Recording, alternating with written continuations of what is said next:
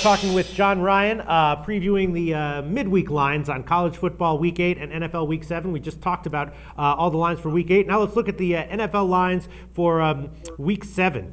The first line I want to ask you about, what do you think about Tampa Bay +1 at home against Chicago? You know, Tampa Bay, they just beat New Orleans. That's a pretty impressive win, no matter how you slice it. Tampa Bay's been playing pretty well at home. Chicago, you know, they had their big Monday night win. You think Tampa Bay will be a favorite by close? I suspect they might.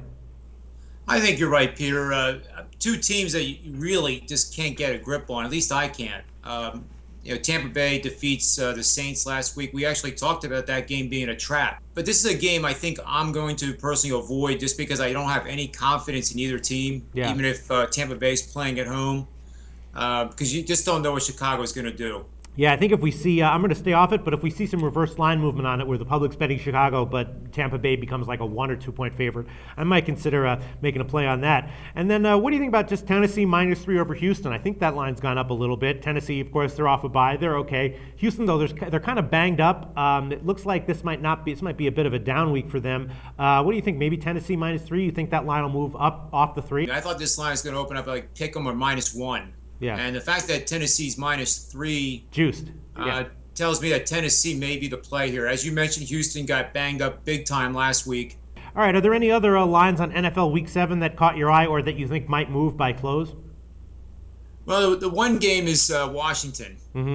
Again, I thought this line would be pick 'em. And, you know, as much as I wanted to learn something about the Philadelphia Eagles, I don't think we learned a thing about them.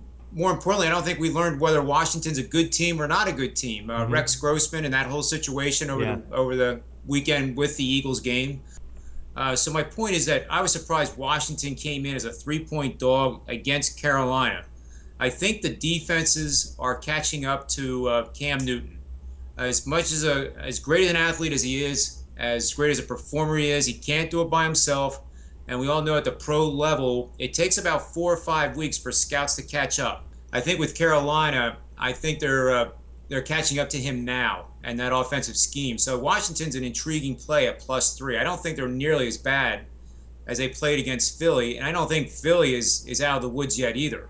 We'll see where these lines go and how the public bets them. Thanks so much, John Ryan. That's our preview of the opening lines for Week 7 in the NFL and Week 8 in college football. Thanks.